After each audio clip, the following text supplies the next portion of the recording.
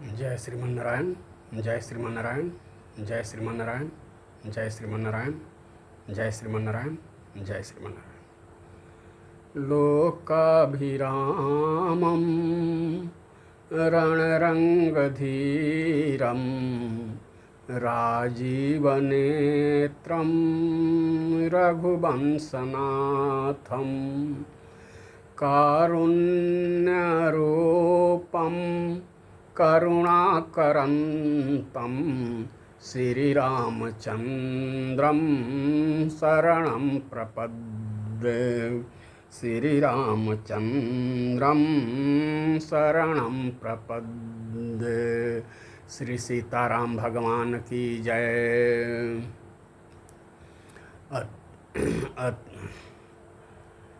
सच्चिदानन्दरूपाय विश्वोत्पत्त्यादिहेतवे तापत्रयविनाशाय श्रीकृष्णाय वयं नुमः।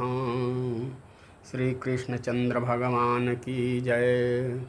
अतुलित बलधामं हेमशैलाभदेहं दनुजवन कृशानुं ज्ञानिनामग्रगण्यं सकलगुणनिधानं वानराणामधीशं रघुपतिप्रियभक्तं वातजातं नमामि। वीर बजरंगबली की जय।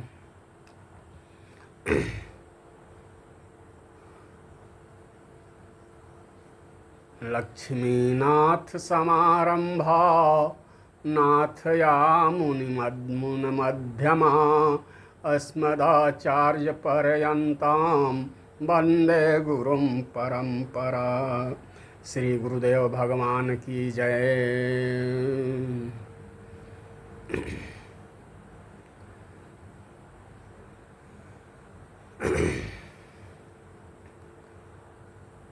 आज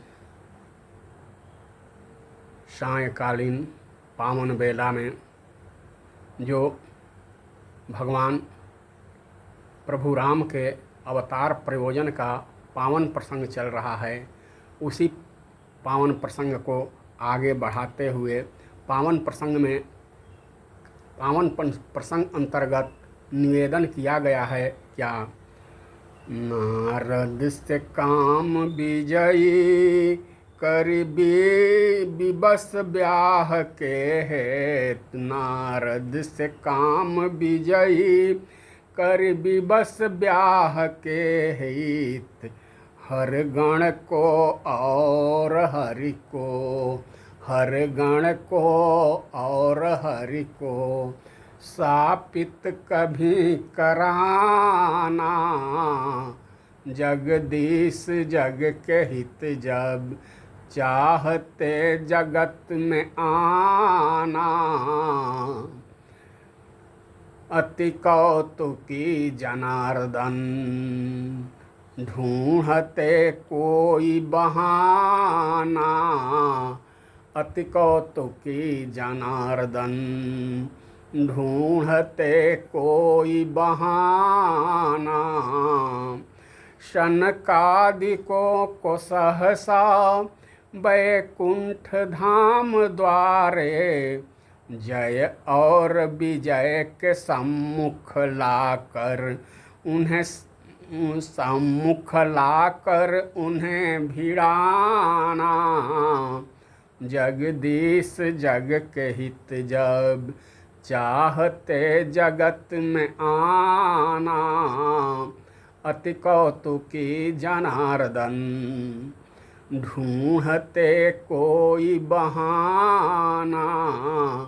अति कौतुकी जनार्दन ढूंढते कोई बहाना। बड़ी अद्भुत बात है। क्या? रावण और कुंभकर्ण कौन बने? क्या उत्तर अभी तक के प्रसंग के अनुसार, अभी तक के पावन प्रसंग के अनुसार, निवेदन के अनुसार क्या उत्तर होगा? रावण और कुंभकर्ण बनने का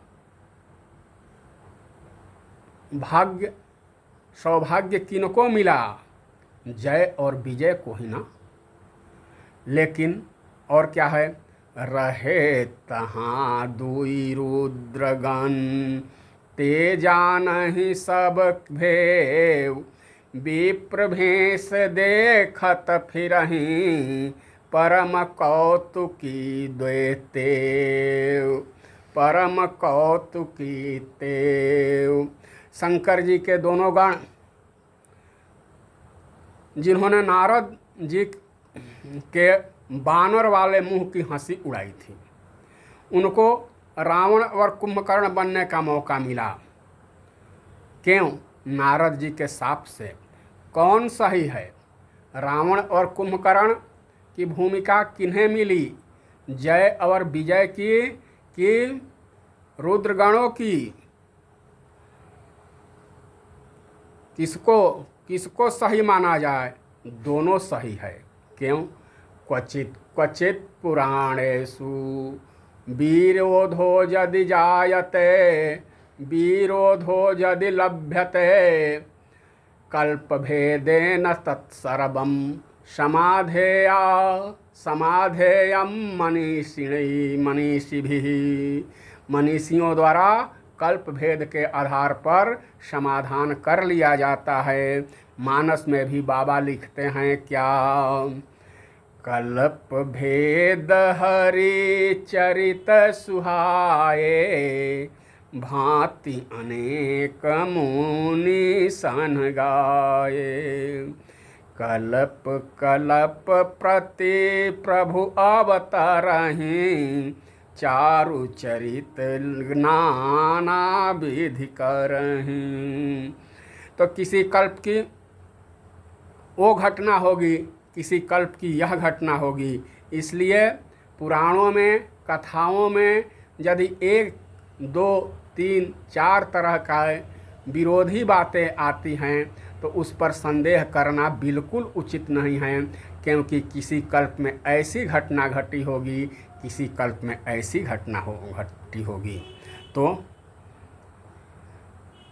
तीसरे कल्प की ओर, अब तीसरे कल्प की घटना की ओर विचार किया जाए क्या। विश्व विदित एक कैकेय देशु, सत्य के तु तहाँ बसहि नरेशु। कैकेय देश अर्थात आज का कश्मीर। आज के कश्मीर को कैकेय देश कहा जाता है। वहाँ के राजा थे सत्यकेतु। सत्यकेतु के 2 बेटे थे, बड़े का नाम प्रताप भानु और छोटे का नाम अरिमर्दन। वो बेचारे एक कपटी मुनि के चक्कर में पड़ गए और उन्होंने आसुरीपन पर लाकर उतार दिया। किसने? कपटी मुनि ने। ईश्वर राखा धर्म हमारा, जहाँ सितय समेत परिवारा, जाई निशाचर होहु नृप मूढ़ सहित परिवार। यह ब्राह्मणों का श्राप हो गया। क्या? सहित परिवार के साथ निशाचर हो जाओ, बन जाओ। प्रताप भानु और छोटे भाई अरिमर्दन को भी इसी कारण से रावण और कुंभकर्ण बनने का मौका मिला।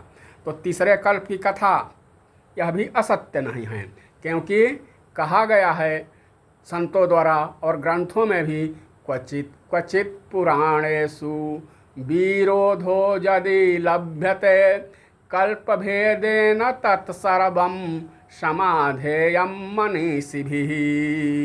तो अब चौथे कल्प में तहाँ जलंधर रामन भयं, तहाँ जलंधर रामन भयं, रणहति राम परम पद गयं, रणहति राम परम पद गयं, तहाँ जलंधर रावण भयं, रणहति राम परम पद गयं। सती वृंदा के पति को रावण बनने का मौका मिला। यह चौथे कल्प की घटना है, यह चौथे कल्प की कथा है। एक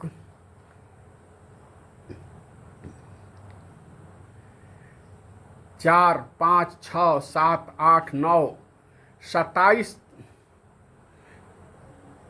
कल्प में 27 बार राम अवतार हुआ। और हमारे नीलगिरी के आचार्य जो काग के रूप में रहते हैं, 27 बार अयोध्या में राम अवतार और रामलीला का दर्शन कर चुके हैं। कागभूषुंडी जी वे देख चुके हैं। यहाँ बरसत मोहि सुनु खग ईसा, बीते कल्प 7 अरु 20, बीते कल्प 7 अरु 20। हे खगेश, हे पक्षियों के स्वामी गरुण जी, इस नीलगिरी पर्वत पर रहते हुए मुझे 27 कल्प बीत चुके। प्रत्येक कल्प में प्रभु का अवतार होता है। 27 बार प्रलय हुआ, जो ब्रह्मा जी का सोने का समय है। ब्रह्मा जी 27 बार सो चुके हैं और 27 बार जाग चुके हैं। जब ब्रह्मा जी सोते हैं तो भूलोक, भूअरलोक और स्वर्गलोक डूब जाते हैं, तो 27 बार ऐसा हुआ है। और जब जागते हैं तो नई सृष्टि का निर्माण होता है और उस कल्प में प्रभु का अवतार होता है। अर्थात और जब बदलते हैं, जब बदलते हैं, कल्प कल्प में प्रभु अवतार ही उन्हें भगवान का अवतार होता है। कैसे? जब जब राम मनुज तन धरहि, जब जब राम मनुज तन धरहि, भक्त हेतु लीला बहु करहि, तब तब अवधपुरी मैं जाऊँ, तब तब अवधपुरी मैं जाऊँ, बाल चरित भी लोकी हर्षाऊँ। 27 बार बाल चरित्र का दर्शन कागभूषुंडी जी अयोध्या में कर चुके हैं। मतलब क्या हुआ? 27 बार कल्प बदल चुके हैं और 27 बार नई सृष्टि कागभूषुंडी जी कहते हैं मेरे सामने हो चुकी है और 27 बार अयोध्या में रामावतार हो चुका है। 27 बार प्रभु की लीला का संवरण हो चुका है। 27 तरह की लीला 27 बार में हुई है। ये मेरे आँखों की सामने की बात है। अगर श्री कागभूषुंडी जी 27 तरह से राम कथा गावें, रामचरित गावें, तो यह बिल्कुल असत्य नहीं होगा। तो पिछले साल अगर कागभूषुंडी जी इस लीला को गाते हैं तो अगले साल इस लीला को इस तरह 27 बार अवधपुरी में 27 कल्प में राम अवतार हो चुका है।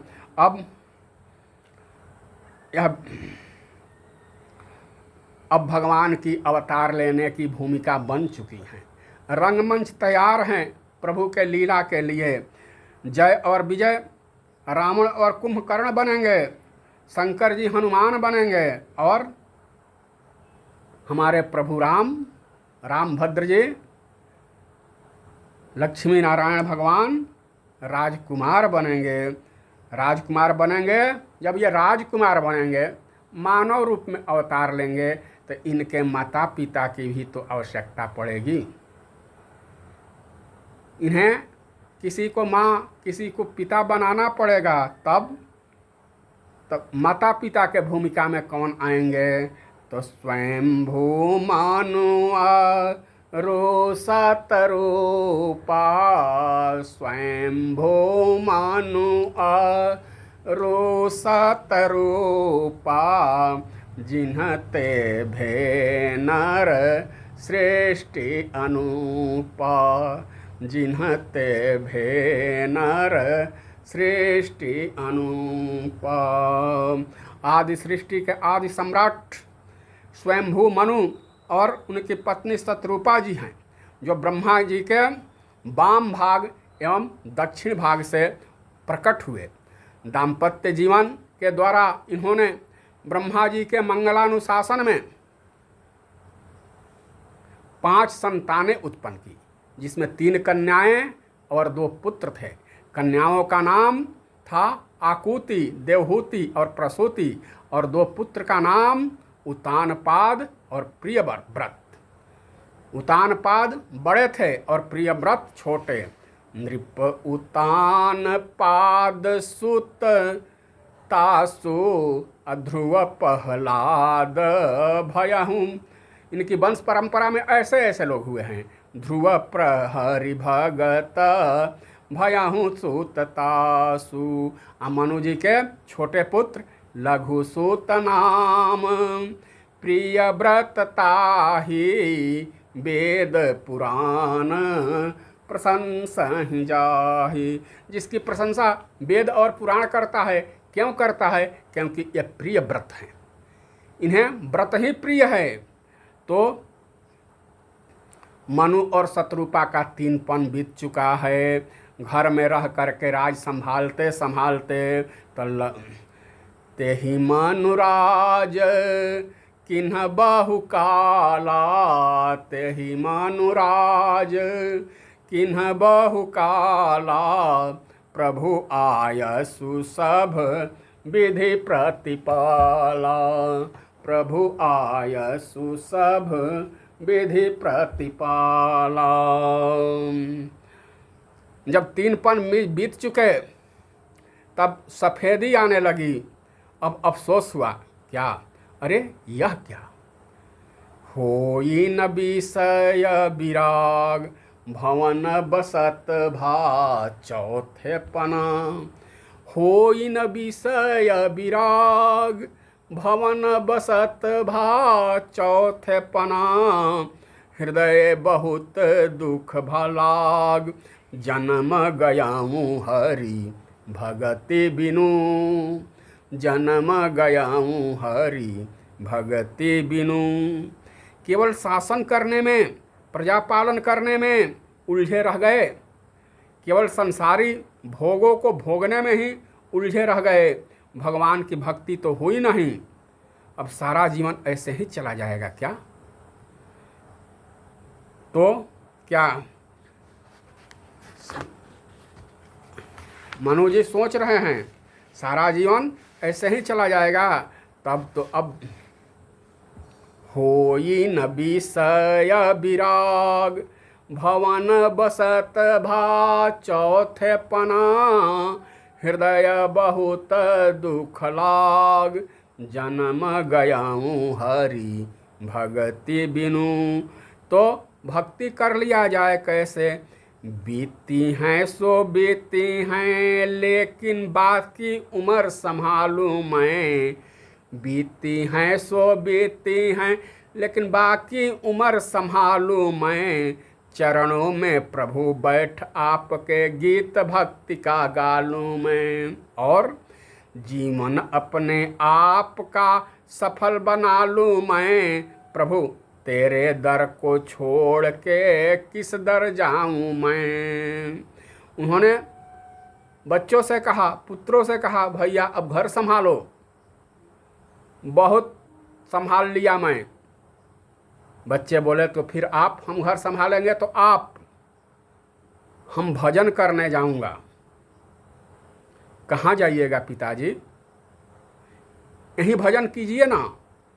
हम नहीं, किसी तरह की बाधा हम लोगों से किसी तरह की बाधा नहीं होगी। बोले नहीं। तब जाइए न तहाँ जहाँ संगति कुसंगति, कायर के संग सूरभागी हैं पैभागी हैं। घर में बसे घर में फंसे, घर में वैराग्य कहाँ। माया मोह ममता में पागिए सो पागी हैं पागिए। कैसे? बोले फूलन के पास फूलन की बास होती। ऐसे कामिनी के संग काम जागी हैं पैजागी हैं। काजर की कोठरी में कैसे ही सयान हो जाए, काजर की एक दाग लागी हैं पैलागी हैं। यह घर गृहस्थी है, यह काजल की कोठरी है। प्रभु ने बहुत संभाला, बहुत बचाया, मेरे ऊपर दाग लगने नहीं दिया। अब आगे कहीं दाग न लग जाए, इसलिए आज से मैं भजन करने जाऊंगा। कहाँ? पिताजी बोले तीरथ बरनय मीश विख्याता, अति पुनीत साधक सिद्धिदाता। ऐसा पवित्र क्षेत्र जो साधक को सिद्धि प्रदान करने वाला है, शीघ्र सिद्धि प्रदान करने वाला है, उसी नैमिषारण्य में जाऊंगा, वहीं भजन करूंगा। नैमिषारण्य की ओर चलने को तैयार हुए कौन? मनु जी। अभी मनु जी चलने को तैयार हुए हैं। शत्रुपा जी ने कहा, नाथ मेरे लिए क्या निर्णय लिया है? मनु जी बोले, देवी आपको ठुकराने की नियत नहीं है, लेकिन आपके विषय में मैं निर्णय कैसे ले सकता हूं? अगर घर में रहना चाहती हो, घर अच्छा लगता है तो रहो। 2 बेटे हैं, उतानपाद और प्रियव्रत। घर में किसी प्रकार की कमी नहीं है, सुख संपत्ति किसी प्रकार की कमी नहीं है। यहाँ रहना पसंद है तो रह लो, मैं तो बलकल वस्त्र धारण करूँगा, केले के छाल मृगचर्म धारण करके भजनमय जीवन का व्यतीत करूँगा, तपोमय जीवन बिताऊँगा, अन्न नहीं खाऊँगा, फलाहार रहूँगा। कुछ दिनों बाद फल का भी परित्याग कर दिया जाएगा, इसके बाद केवल जल पर रहना पड़ेगा। फिर जल का परित्याग करके वायु के सेवन से ही जीवन बिताना पड़ेगा। अगर तुम चाहती हो इस तरह का जीवन व्यतीत करना तो चल सकती हो, मेरे तरफ से कोई आपत्ति नहीं है। कहा, शत्रुपा जी बोली कि नाथ मैं आपकी सहधर्मिणी हूँ, मेरा जीवन केवल बच्चों के लिए नहीं, मेरा जीवन आपके कर कमलों में समर्पित हैं। लेकिन वहाँ हम लोग पति पत्नी की हैसियत से नहीं रहेंगे तो क्या तपस्वी और तपस्विनी की हैसियत से रहेंगे। बोली ऐसी ही करूँगी। बोले ठीक है।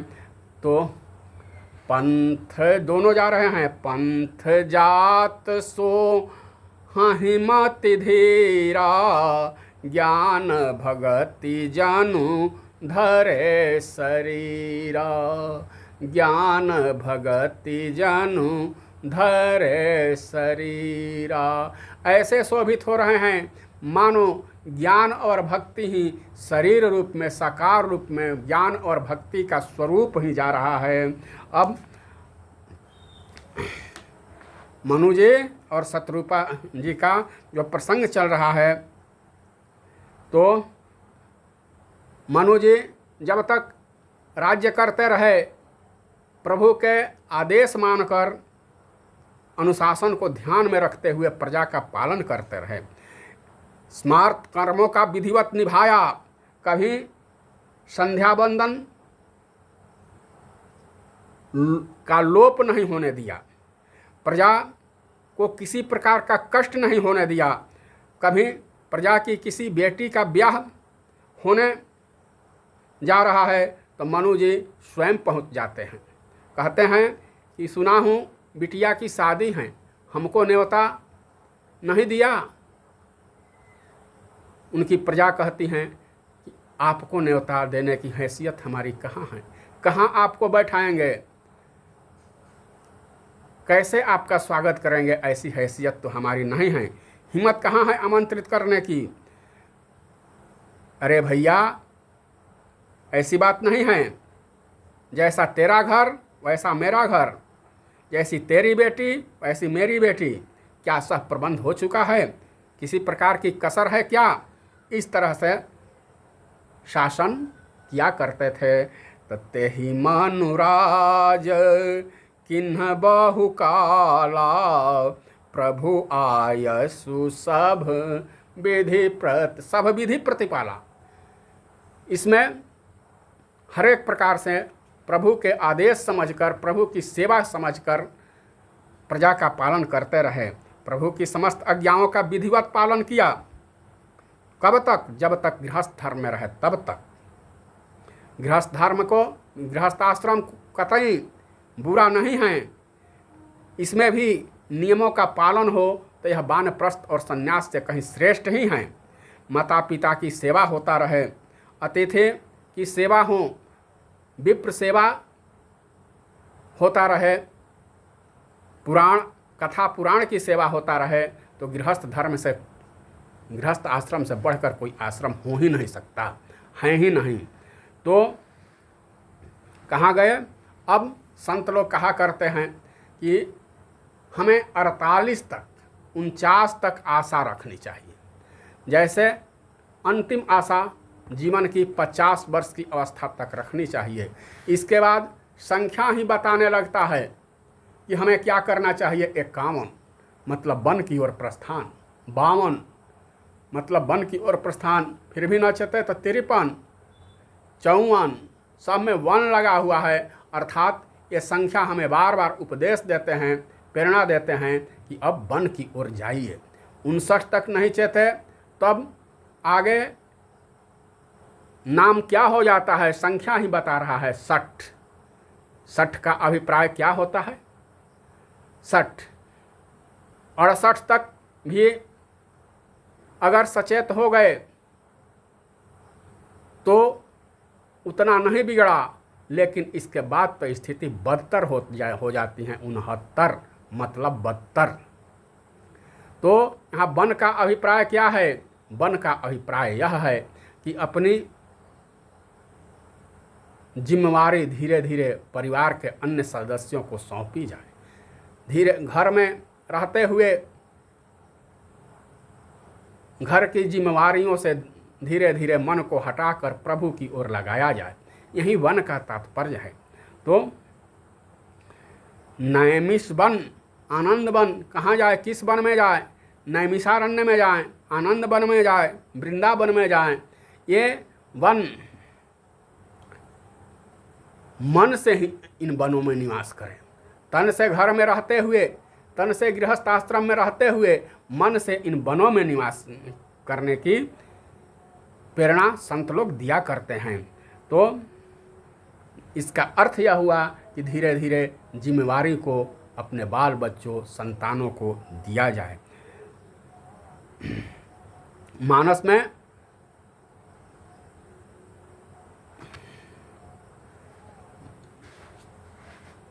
में तो नहीं, लेकिन विनय पत्रिका में संत शिरोमणि तुलसीदास जी लिखते हैं, देखत ही आ ये बिरुधाई, जे पैसे सपने हूँ नाही बुलाई, देखत ही आ ये बिरुधाई। जिसको किसी ने स्वप्न में भी निमंत्रण नहीं देता है, स्वप्न में भी नहीं बुलाता है, स्वप्न में भी नहीं चाहता है कि मैं बूढ़ा हो जाऊं, लेकिन देखते देखते बुढ़ापा आ ही जाती हैं। न चाहते हुए स्वप्न में भी शायद ही कोई व्यक्ति बुढ़ापा की आगमन की स्वप्न देखता हो, लेकिन स्वप्न में भी जिसकी आशा हम नहीं करते वह समय से आ ही जाता है। और देखते देखते आप पहुँची। हम चाहते हैं जवानी जल्दी आ जाए, लेकिन देर से आती है, देर से आई। बुढ़ापा जो नहीं चाहते हैं जल्दी आ गई, लेकिन ज़बरदस्ती आ धमका तो प्रभाव का कैसे? बढ़िया से बढ़िया टूथपेस्ट लगाते हैं, दांत हिल गई, आँखों की रोशनी चली गई, बढ़िया से बढ़िया काजल और अंजन लगाने के बावजूद चेहरे पर झुर्रियाँ आ गई, कमर और घुटने में दर्द होने लगा। देखत ही आई बिरुधाई, जे तय सपने हूँ नहीं बुलाई। बाल सफ़ेद हो गए, पाँव कांपने लगे, हाथ पाँव कांपने लगे। गोस्वामी जी अंकित करते हैं, कहते हैं क्या, देखत ही आई बिरुधाई, जो सपने हूँ नहीं बोलाई। ताके गुण कछु कही न जाई, सो सब प्रगट देखु तन माही। इसके गुणों को कहा किया जा सकता है, वर्णन किया जा सकता है, यह तो प्रत्यक्ष देखने की बात है। संत शिरोमणि तुलसीदास जी कहते हैं, स्वयं अपने आप पर देख लीजिए, स्वयं अपने शरीर पर देख लीजिए, क्या अनुभव करने की बात है। सो प्रकट तन जर जर, जरा वस व्याधि सूल सतावहीं। फिर कंप इंद्रिय शक्ति प्रतिहत, बचन न काहू न भावहीं, बचन काहू न भावहीं। एक बार स्थिति ऐसी हो जाती है कि हम खांसते रहते हैं, बोलते रहते हैं, हमारी वाणी किसी को अच्छी नहीं लगती है, और आवाज़ आती है चुप रहो, बीच में टांग अड़ा दिया करते हो। यह अक्सर होता है। और लोग कहते हैं, हमारी ही संतानें कहती हैं, आपका जमाना चला गया, हमारे बीच में मत बोला करो, टोका टोकी मत किया करो, जो कर रहे हैं करने दो। इतने पर भी आंखें नहीं खुलती। तब गृहपाल हुते अति निरादर। कभी कभी तो ऐसा होता है कि गृहपालक कहा जाता है कुत्ते को, कुत्ते से भी अधिक निरादर होने लगती है।